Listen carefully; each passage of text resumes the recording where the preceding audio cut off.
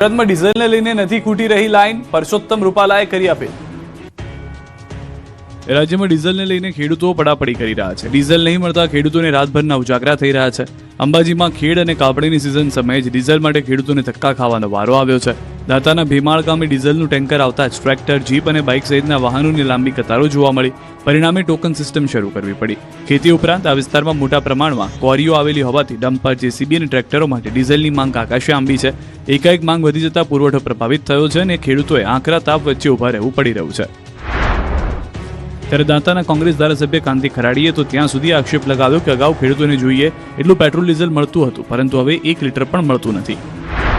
અને હંમેશા કાયમી માટે પેટ્રોલ ડીઝલ જેમ જોઈએ મળતું હતું, બેરલના બેરલ ખેડૂતો ભરીને જતા।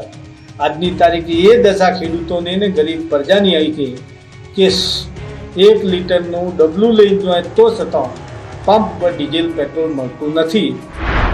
બીજી તરફ ભાવનગરના ત્રાપજ અલંગ હાઈવે પર આવેલા એચપી પેટ્રોલ પંપ પર ડીઝલ માટે લાંબી લાઈનો લાગી। ખેડૂતોનો આક્ષેપ છે કે છેલ્લા 4 દિવસથી રોજ કલાકો સુધી લાઈનમાં ઊભા રહેવા છતાં પૂરતું ડીઝલ મળતું નથી। 4 દિવસથી ડીઝલની લાઈનમાં ખેડૂત ઉભા, અમે હારે ઉભા 4 દી આવી કેમ કે ડીઝલ છે લાઈનમાં રહેવી 5-10 જણા ડીઝલ મળે તો બંધ પૂરો છે, પાછા ઘરે વ્યા છે। ખેડૂતની મુશ્કેલી પૂરેપૂરી। અત્યારે ડીઝલ મળતું નથી ને બહાર એમ કહે છે ડીઝલ મળે છે પણ ડીઝલનો સ્ટોક જ નથી આવતો। આ રાતના વારામાં બેઠા છે છતાં ડીઝલ મળતું નથી। તો જૂનાગઢમાં બાઉદ્દીન કોલેજ નજીક આવેલા જગત પેટ્રોલ પંપ પર રિક્ષા ચાલકોએ આક્ષેપ કર્યો કે કેટલાકો કલાકો સુધી લાઇનમાં ઊભા રહ્યા છતાં પણ પૂરતું ડીઝલ મળતું નથી, જ્યારે લાગવગ ધરાવતા લોકોને સરળતાથી ડીઝલ આપવામાં આવી રહ્યું છે। આ દરમિયાન જિલ્લા ભાજપ મહામંત્રી ઉમેશ બામરોલિયા લાઇનમાં આડે ઘૂસ્યા હોવાના આક્ષેપો થયા હતા। આ તરફ રાજકોટના સાંસદ પરસોત્તમ રૂપાલાએ લોકોને ઇંધણનો વિવેકપૂર્ણ ઉપયોગ કરવાની અપીલ કરી। તેમણે કહ્યું કે સરકાર સમગ્ર પરિસ્થિતિ પર નજર રાખી રહી છે, કોઈને તકલીફ નહીં પડે।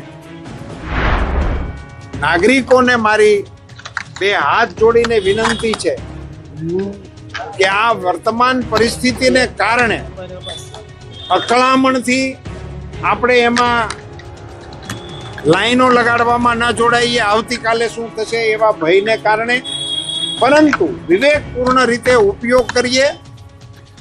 મુન્દ્રામાં પેટ્રોલ પંપ પર ટ્રક ચાલકો પાસેથી ગેરકાયદેસર ઉઘરાણીની ફરિયાદ। કાકા 100 રૂપિયા શેના લીધા? આ 100 रुपया से ना लीटर ड्राइवर पास है तुम्हें डीजल है लेकिन आपको देना नहीं है। डीजल है लेकिन आपको देना नहीं है। देना है तो ये क्यों ये सब क्या बेग है? 10:30 बजे क्यों बंद कर दिया? हो गया, ड्यूटी टाइम खत्म हो गया। किसका? मेरा। नाइट में कोई नहीं, नाइट में कोई आदमी नहीं कोई है। आदमी नहीं। એટલે તમે શું બધા પાસે એટલે 500 લેવાના, કેટલા લેવાના તમારે? મુન્દ્રા તાલુકાના ભોરાર ગામ પાસે આવેલા પેટ્રોલ પંપ પર ટ્રક ચાલકો પાસેથી ખુલ્લેઆમ ઉઘરાણી થતી હોવાનો મામલો સામે આવ્યો છે।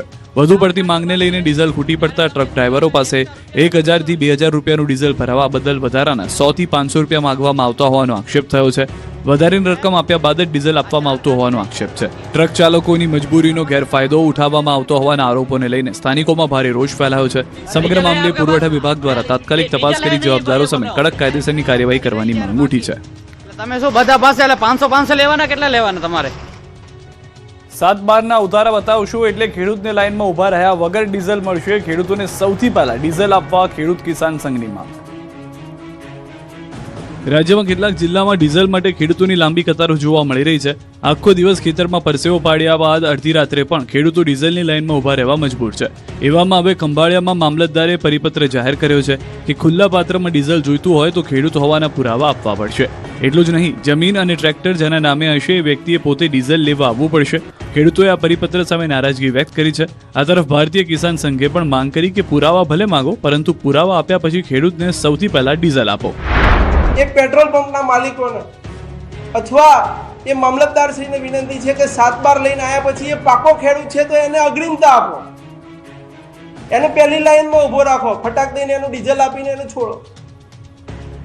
સરકાર દ્વારા આવનાર દિવસોની અંદર જો ડીઝલની અંદર જે શોર્ટેજ ઊભી થવાનો વિષય છે તો ક્યાંક ના ક્યાંક ખેડૂતના નામે પણ ડબલા લઈને ઊભા રહેતા લોકો જોયા છે। કિસાન સંઘના મહામંત્રી અહીં જ ન અટક્યા। તેમણે તો સૌ નાગરિકોની સાથે સાથે સાધુ સંતો તથા લોક સાહિત્યકારોને વિનંતી કરી। કિસાન સંઘે અપીલ કરી કે કલાકારો હાલ ડાયરા બંધ કરે। ક્યાંક લોક સાહિત્યકારોએ પણ ચિંતા કરવી પડશે, ક્યાંક ડાયરા બંધ કરવા પડશે, પ્રવાસ ઘટાડવો પડશે। રાજ્યના મુખ્યમંત્રીશ્રીએ મંત્રીશ્રીઓને પણ આદેશ કર્યો છે કે બિનજરૂરી પ્રવાસ ઘટાડો, એ દિશામાં બધાએ વિચાર કરવો પડશે. આ તરફ દ્વારકાના ખેડૂતો ત્રાહિમામ પોકારી ઉઠ્યા છે, કારણ કે ડીઝલ માટે હવે 7 બારના ઉતારા કઢાવવા માટેની લાઇનમાં ઉભા રહેવાનો વારો આવ્યો છે, જેના કારણે હાલાકી ઘટવાને બદલે વધી ગઈ છે.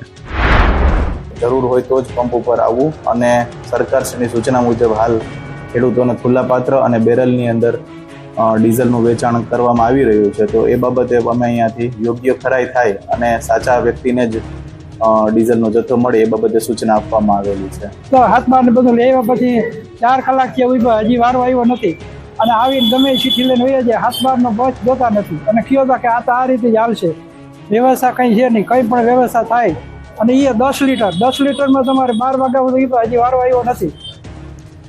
અમદાવાદના એસજી હાઈવે પરની કમર્શિયલ બિલ્ડિંગ ભડકે વળી. અમદાવાદમાં એસજી હાઈવે પરના કોર્પોરેટર રોડ પર સોલિસિટર બિલ્ડિંગના બી વિંગના 3જા માળે આવેલી કંપનીમાં આજે અચાનક આગ લાગી હતી, જે આગ 3જા માળેથી 4થા અને 5મા માળે સુધી પહોંચી ગઈ હતી. અચાનક આગ ફાટી નીકળતા સમગ્ર વિસ્તારમાં ભારે અફરાતફરી અને દોડધામનો માહોલ સર્જાયો. ઘટનાની ગંભીરતાને જોતા જ ફાયર વિભાગને આગની ઘટનાની જાણ કરવામાં આવી, ત્યારે શહેરના પોશ એરિયામાં આગ લાગવાની ઘટનામાં ફાયર વિભાગની ટીમની પોલ ખુલી ગઈ, એટલે કે ફાયરની ગાડીઓને 1 કિલોમીટરનું અંતર કાપતા 21 મિનિટ લાગી. પ્રાથમિક તપાસમાં શોર્ટ સર્કિટના કારણે આગ લાગી. આગના કારણે 50 લોકો ઉપર ફસાયા, તેમનું રેસ્ક્યુ કરવામાં આવ્યું. જે લોકો ફસાયા હતા તેમને કાચના પાર્ટીશન તોડીને બહાર કાઢ્યા. આગના કારણે 4થા અને 5ના માળે નુકસાન થયું હતું. આ દરમિયાન આસપાસના લોકો પણ ઘટના સ્થળે એકઠા થઈ ગયા હતા. આગને કારણે બિલ્ડિંગના કાચ ધડામ કરતા કડરભૂસ થવા લાગ્યા. સુરતના વેસુમાં બિલ્ડિંગના 9 અને 10મા માળે આગથી અફરાતફરી. સુરત શહેરમાં છેલ્લા 12 કલાક દરમિયાન આગની 3 મોટી અને ગંભીર ઘટનાઓ સામે આવતા ફાયર બ્રિગેડમાં ભારે દોડધામ મચી ગઈ છે. ઉનાળાની આકરી ગરમી અને વધતા તાપમાન વચ્ચે શહેરના અલગ અલગ 3 છેડા પર લાગેલી આ ભીષણ આગને કારણે કરોડો રૂપિયાની સંપત્તિ બળીને ખાખ થઈ ગઈ છે. શહેરના પોશ ગણાતા વેસુ વિસ્તારમાં આવેલી હાઈરાઇઝ બિલ્ડિંગમાં આગ લાગી હતી.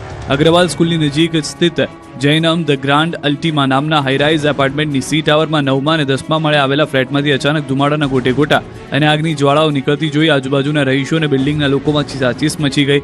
આ આગ સમયે મોટાભાગના પરિવારો ઘરમાં સૂતા હતા અને બિલ્ડિંગના દાદર તેમજ લોબીમાં ધુમાડો ભરાઈ જવાને કારણે ઉપરના માળના લોકો નીચે ઉતરી શક્યા ન હતા. તેઓ પોતાના ફ્લેટની બાલ્કનીમાં આવીને બચાવની બૂમો પાડવા લાગ્યા. ઘટનાની ગંભીરતાને જોતા સ્થાનિક લોકોએ તાત્કાલિક ફાયર કંટ્રોલ રૂમને જાણ કરી, જેના પગલે અદ્યતન 90 મીટરનું હાઇડ્રોલિક પ્લેટફોર્મ વાહન ઘટના સ્થળે તૈનાત કરવામાં આવ્યું. ફાયર વિભાગની ટીમે દિલધડક ઓપરેશન શરૂ કરીને બાલ્કનીઓમાં ફસાયેલા માસૂમ બાળકો, મહિલાઓ અને વડીલો સહિત 7થી વધુ લોકોને ક્રેન મારફતે સુરક્ષિત નીચે ઉતાર્યા અને સાથે જ હાઇડ્રોલિક પ્લેટફોર્મની મદદથી બિલ્ડિંગની સમાંતર ઊંચાઈ પર જઈને સીધો આગ પર પાણીનો મારો ચલાવી લાંબી જહેમત બાદ કાબુ મેળવ્યો હતો.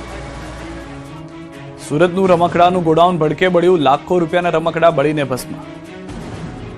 ભીષણ આગના દ્રશ્યો સુરતના ડભોલી ગામના છે. ડભોલી વિસ્તારમાં આવેલા ઓનલાઈન ખરીદી માટેની વસ્તુઓ સંગ્રહિત કરી રાખવાને એક વિશાળ ખાનગી ગોડાઉનમાં અચાનક ભીષણ આગ ભભૂકી ઉઠી. આ ગોડાઉનમાં ઈ-કોમર્સ કંપનીઓ દ્વારા ઓનલાઈન વેચાણ માટે રાખવામાં આવેલો ઇલેક્ટ્રોનિક સામાન, કપડાં, પ્લાસ્ટિકની વસ્તુઓ, હોમ અપ્લાયન્સીસ અને પેકિંગ માટેના કાર્ટૂન બોક્સનો મોટો જથ્થો હોવાથી આ આગે મિનિટોમાં રૌદ્ર સ્વરૂપ ધારણ કરી લીધું હતું. મધ્યરાત્રિના શાંત વાતાવરણમાં ગોડાઉનમાંથી ઉઠેલી આગની જ્વાળાઓ અને ધુમાડો દૂર દૂરથી જોઈ શકાતો હતો, જેના કારણે આજુબાજુના વિસ્તારોમાં પણ લોકોને શ્વાસ લેવામાં તકલીફ પડવા લાગી હતી.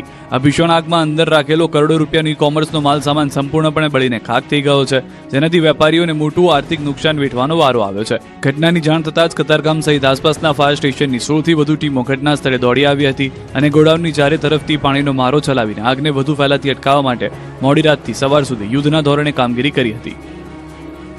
કલોલના સાંતેજની ફેક્ટરી ભયંકર આગની ઘટના. મોટી આગ હોવાથી અમદાવાદ, ગાંધીનગર, કલોલના ફાયર ફાઇટરો ઘટના સ્થળે પહોંચ્યા.